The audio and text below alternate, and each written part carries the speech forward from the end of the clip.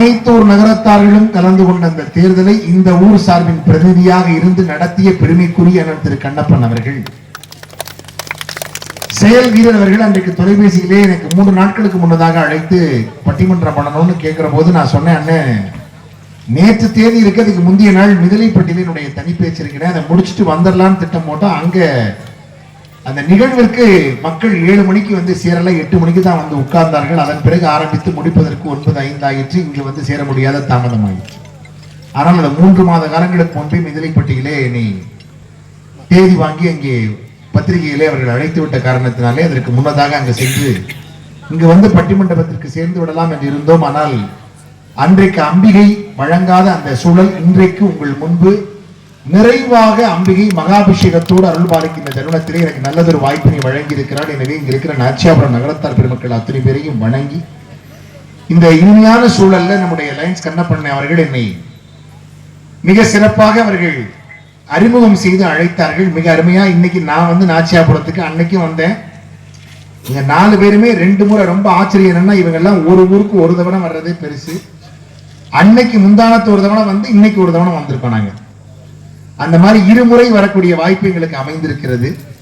இருந்தாலும் கூட இந்த அருமையான சூழல்ல நீங்க எல்லாருமே ரொம்ப அருமையா கேட்கிறீங்க. நாச்சியாரம்மன் ஆலயம் இந்த ஊருக்கு இருக்கின்ற நாச்சியாபுரத்திற்கே ஒரு பெயரை வழங்கி இருக்கிற அம்பிகையாக இருக்கிறவள் நாச்சியாரம்மன்.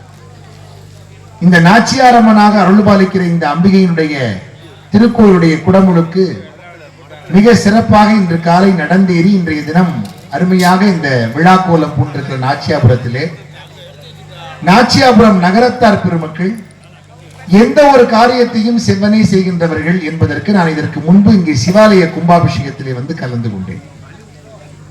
அந்த அருமையான கோயிலை மிக சிறப்பான முறையிலே விரிவுபடுத்தி ஒரு அழகு மிகுந்த கற்கோவிலாக சிறப்பான கோவிலாக எல்லாம் அதை மாற்றி ஒரு பொலிவுமிக்க ஆலயமாக என்ன வச்சேப்பா, தயவு செய்து உதவி பண்ணுங்க தம்பி, பொலிவுமிக்க ஆலயமாக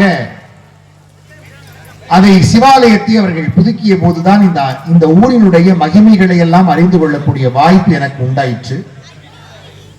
ரொம்ப ஆச்சரியம் என்ன அப்படின்னா, கோவிலூர் மடத்தினுடைய 5வது பட்டமாக இருந்த வீரசேகர ஞானதேசிய சுவாமிகள் இந்த ஊர்ல ஒரு வியாஜ்யம் ஒன்றை தீர்ப்பதற்காக இந்த ஊருக்கு வந்த போது இந்த ஊர்ல இருந்த பெரியவர், அந்த பெரிய செட்டியார் என்ன பண்ணாரு, எங்க வீட்டுக்கு சாப்பிட்டு போகணும்னு கூப்பிட்டார். அவர் சொன்னார், நான் எப்பவும் சிவாலயத்துல வணங்காம நான் எப்பவும் மதிய உணவு சாப்பிட மாட்டேன்னு மடாதிபதி சொன்னார்.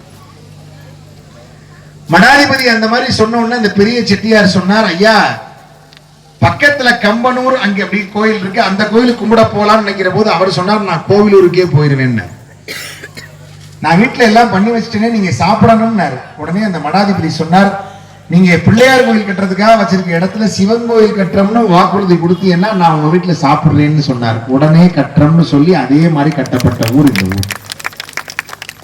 மடாதிபதி தன் வீட்டில் உணவு உண்ண வேண்டும் என்று விரும்பிய அந்த மகான் இந்த ஊர்லே பிள்ளையார் கோயில் கட்டுவதற்காக இருந்த இடத்திலே சிவாலயத்தை கட்டி அப்புறம் அதன் பிறகு இன்றைக்கு மிக சிறப்பாக நாச்சியாபுரம் நகரத்தார்கள் எல்லோரும் இணைந்து நடத்தக்கூடிய அமைப்புகள் உண்டாயிருக்கிறது.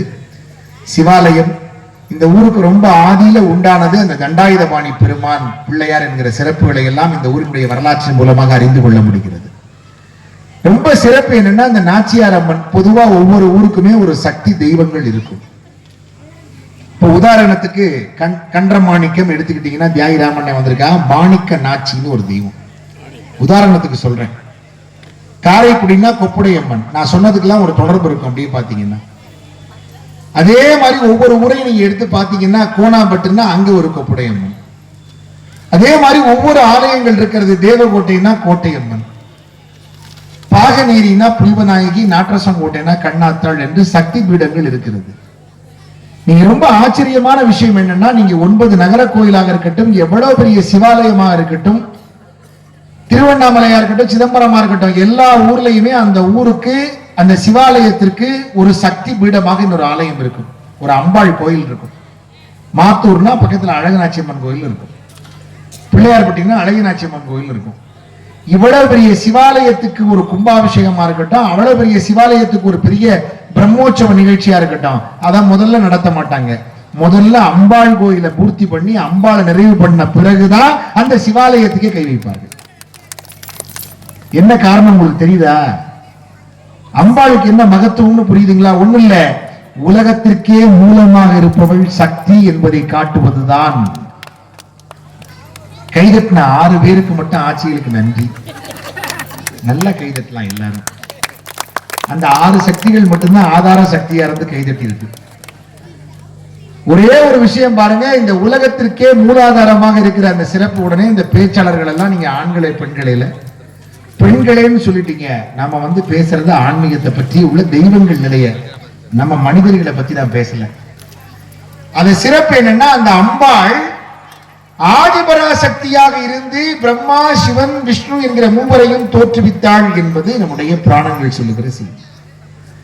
அதனாலதான் அந்த தெய்வ வழிபாடு, தாய் தெய்வ வழிபாடு என்று சொல்லப்படக்கூடிய தமிழர் வழிபாட்டிலே தலையாய வழிபாடாக இருக்கிற இந்த அம்பிகை வழிபாடு எல்லா ஊர்களிலையும் பிரசித்தியாக இருக்கிறது. அதனாலதான் 6 வகை சமயங்கள். பிள்ளையார கும்பிட்டா அதுக்கு ஒரு பேர் உண்டு, முருகனை மட்டும் கும்பிட்டா அதுக்கு ஒரு பேர் உண்டு, சிவனை மட்டும் கும்பிட்டா அதுக்கு ஒரு பேர் உண்டு, பெருமாளை மட்டும் கும்பிட்டா அதுக்கு ஒரு பேர் உண்டு. அதே மாதிரி சூரியனை மட்டும் கும்பிட்டா அதுக்கு ஒரு பேர் உண்டு. 6 வகை சமயங்கள். அதுல குறிப்பா அம்பாளை மட்டும் கும்பிட்டா அதுக்கு ஒரு பேர் உண்டு.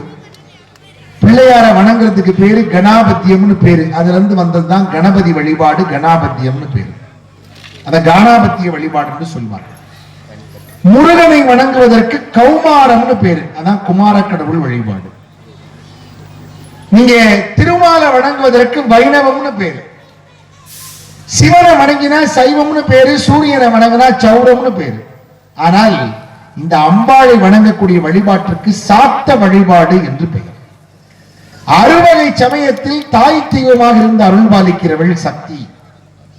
அதனாலதான் இந்த சக்தி வழிபாடை கொண்டாடுவார்கள், போற்றுவார்கள். அதன் அடிப்படையிலே தான் நாட்டுக்கோட்டை நகரத்தார் பெருமக்கள் ஒரு ஊர்ல பிள்ளையார் கோயில் இருக்கும், முருகன் கோயில் இருக்கும், சிவன் கோயில் இருக்கும். சிவனுக்குள்ளே பெருமாள் அங்கே கோயில் தனியா இருப்பாரு. அம்பாள் கோயில் இருக்கும். தினந்தோறும் உதிக்கிற சூரியனும் இருப்பார், சிவாலயத்துக்குள்ள சூரியனும் இருக்கும். இந்த 6 வகை சமயத்திற்கு ஆலயம் கட்டி வைத்திருக்கிற ஊர் நாச்சியாபுரம் என்பது சிறப்பு.